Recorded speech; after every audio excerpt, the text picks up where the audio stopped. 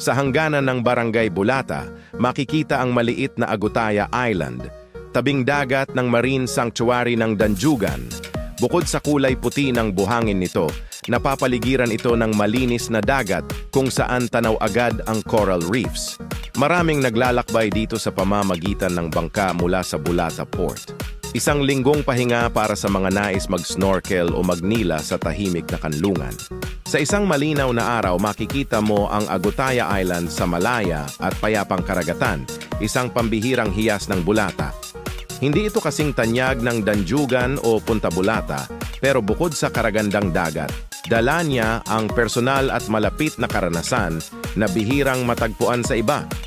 Isang dahilan para pahalagahan ang sariling yaman ng Bulata, lalo na ang kultura at likas na yaman ng Negros Occidental. Kung gusto mong bisitahin ang Agutaya Island, sino ang isama mo?